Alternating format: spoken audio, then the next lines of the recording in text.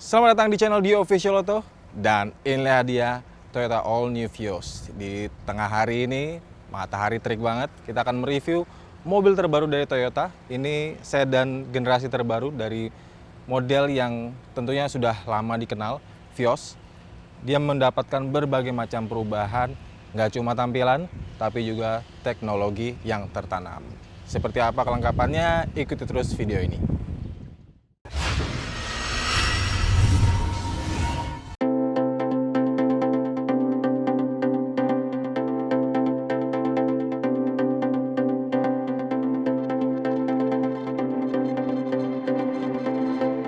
Seperti yang kita lihat, generasi terbaru ini punya desain yang lebih baru, mewah, premium, dan elegan. Tidak seperti generasi sebelumnya.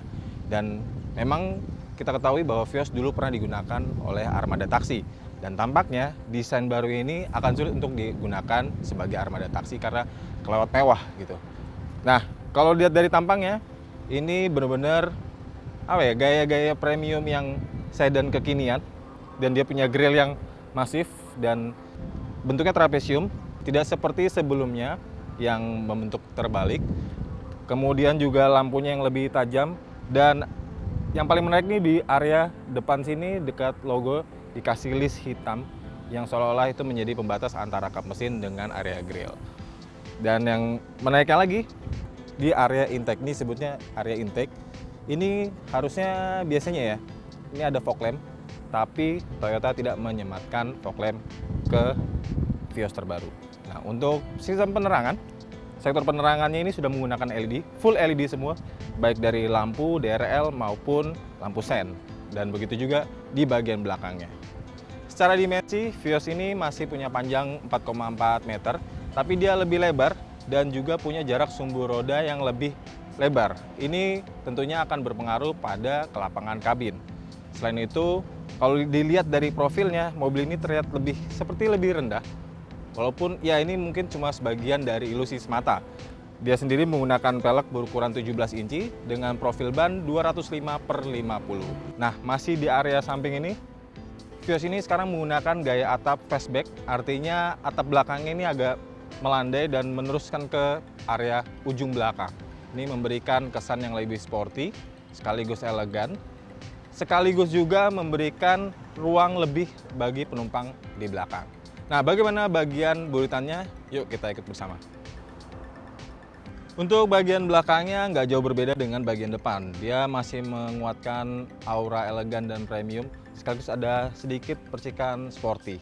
Nah, yang berbeda dari generasi sebelumnya ini tentunya bagian lampunya. Ini lampunya lebih pipih dari yang sebelumnya karena sudah menggunakan teknologi LED. Kemudian lampu sennya ini menyala bukan kedip-kedip, ya masih kedip, cuma ini sekuensial, artinya nyalanya berbaris dari ujung sini ke ujung sini, dia nyalanya bertahap. Kemudian dari area belakang lagi nih, ini kedua lampu dihubungkan dengan panel berwarna hitam kontras body. Kemudian di bawahnya ini ada semacam diffuser. Diffuser ini tentunya untuk membantu aliran udara.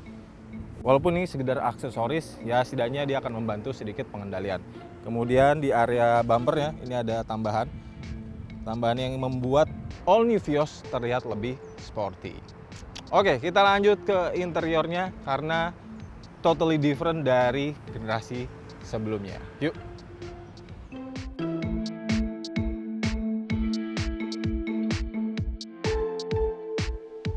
Beginilah tampilan dari interior All New Vios. Benar-benar berubah. Dia lebih bisa dikatakan lebih elegan, lebih premium, dan mungkin bisa dikatakan lebih slim dari yang sebelumnya. Kita lihat dari dashboardnya sendiri, ini terbagi menjadi beberapa layer. Ada hard cover nih di atas maupun di bawah. Kemudian di tengahnya ada kulit, ya semi soft touch gitu. Kemudian ada aksen silver agak chromium. Kemudian ventilasi AC-nya ini sendiri kontrolnya pakai chromium dengan aksen hitam, dan ada tambahan lagi aksen piano black nih di area konsol tengah maupun di AC. Nah, material kulit sendiri nggak cuma ada di dashboard, tapi di beberapa area. Ini seperti di konsol tengah ini, kemudian di armrest, kemudian juga di area pintu ini. Dan ini juga ada aksen black piano seperti yang ada di konsol tengah di area pintu ini. Jadi overall desainnya ini jauh lebih modern. Yang bikin menariknya lagi adalah penggunaan head unit 9 inci bergaya floating. Ini sudah punya konektivitas Android walaupun masih pakai kabel, dan tentunya dia bisa terhubung dengan smartphone.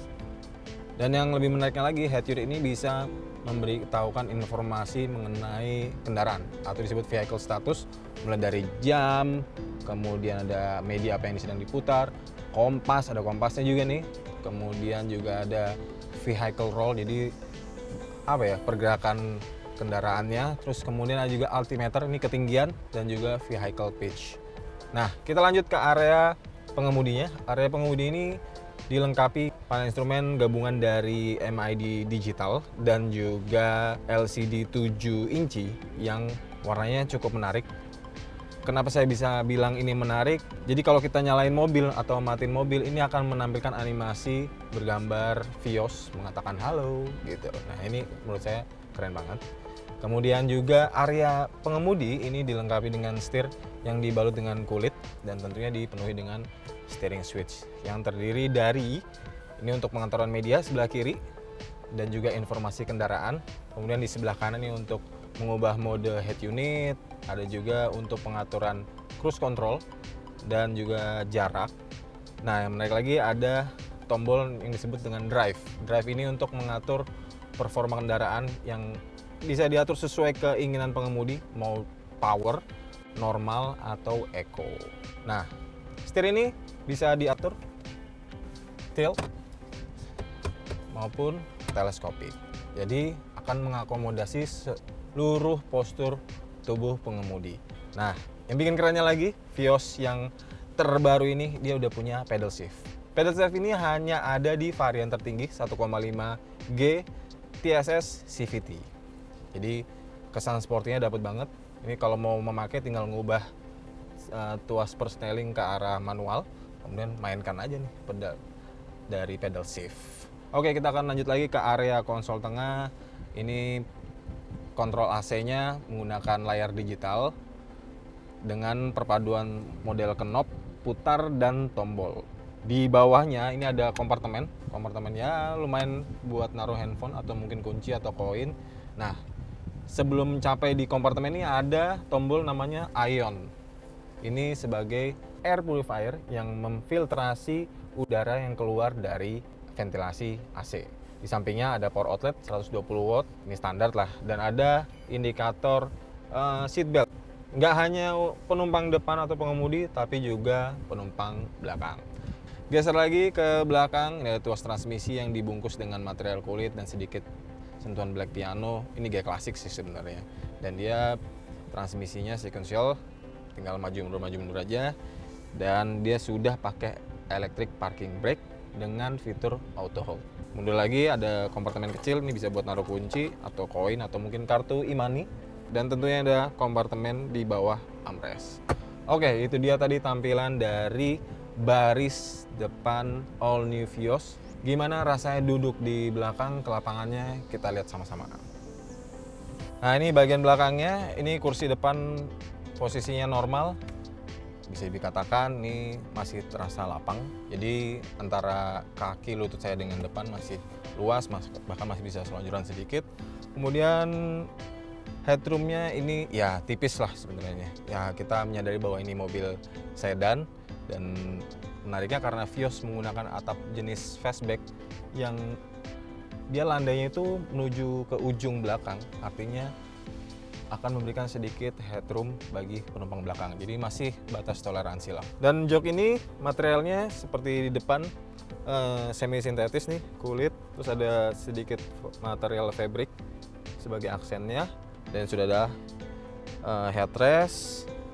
Kemudian aksen-aksen interiornya seperti black piano, kulit lagi, ini ada nih di bagian belakang juga. Dan kursi ini nggak bisa digerakkan atau diatur karena dia sudah mentok nih ke belakang nih. Dan mobil ini nggak punya pengaturan 60-40, jadi dan juga ini nggak bisa dilipat sih karena dia bagasinya pun terpisah. Nah, untuk menambah kenyamanan, tentunya meningkatkan kenyamanan, sudah ada ventilasi AC di konsol tengah dan ada colokan untuk mencharger smartphone Anda atau gawai elektronik. Dia bentuknya udah USB.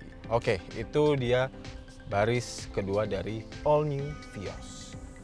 Kita akan lanjut ke area bagasi. Yuk.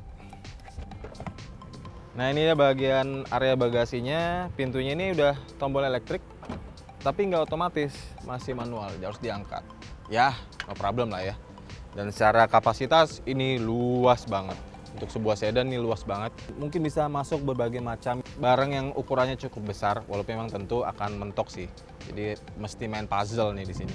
Dengan kapasitas bagasi yang sebesar ini, tentunya ini akan membantu mobilitas Anda yang mungkin sering membawa barang atau mungkin punya keseharian berbelanja atau sebagainya. Ini akan mengakomodasi hal tersebut. Oke, ini dia tadi spesifikasi dari all new Vios. Masih ada yang kurang nih, yakni mesin maupun performa serta fitur. Kita bahas sambil jalan, oke?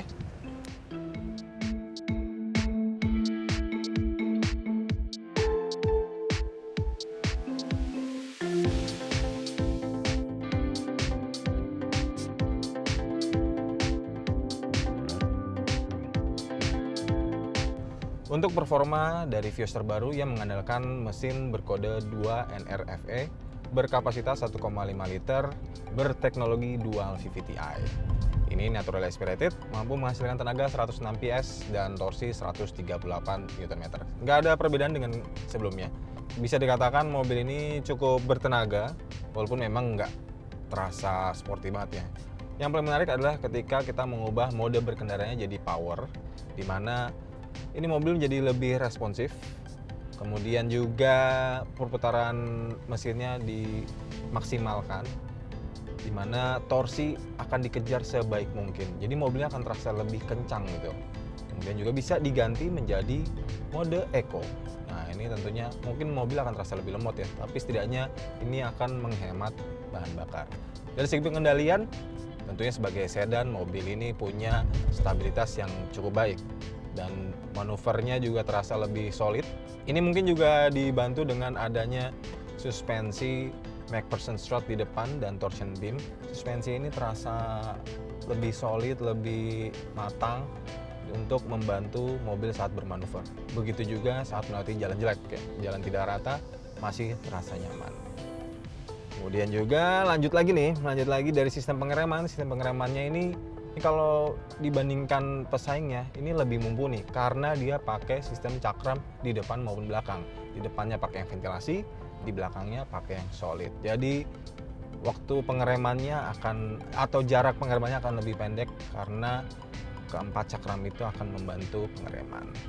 Bicara visibilitas, ini terasa luas memang, kita bisa melihat sekeliling, walaupun memang Anda harus mengatur juga dari setelan joknya nih. Ini bisa diturunkan, bisa dinaikkan, ya bisa maju mundurkan.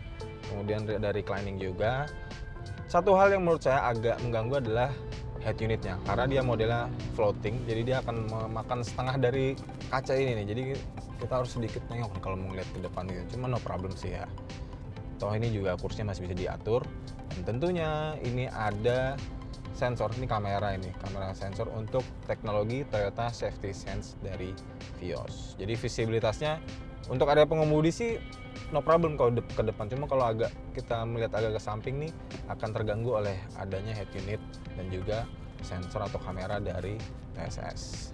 Yang ngomongin kamera ini adalah bagian dari TSS, Toyota Safety Sense, di mana ini adalah merupakan fitur safety semi otonom yang terdiri dari adaptive cruise control. Yes, Vios ini pakai adaptive cruise control.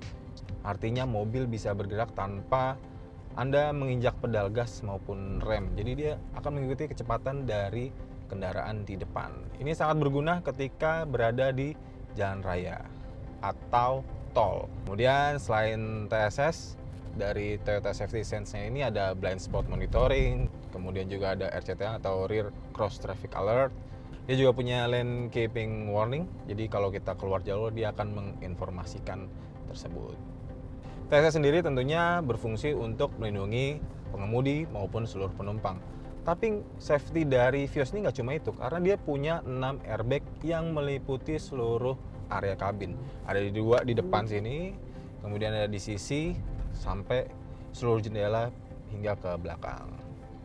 Ya, ini dia tadi first drive dari all new Vios dari Toyota. Tentunya Mobil ini cukup menarik karena mengalami perubahan yang signifikan dari generasi sebelumnya, baik secara desain maupun fitur. Konklusinya, mobil ini menawarkan sesuatu yang lebih baik dari yang sebelumnya tentunya.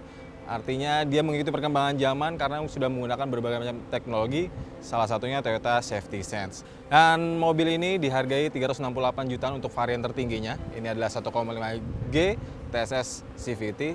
Tentunya menurut saya itu cukup worth to buy. Oke, sampai ketemu lagi di First Drive lainnya bersama Dio Official Auto. Sampai jumpa. Bye-bye.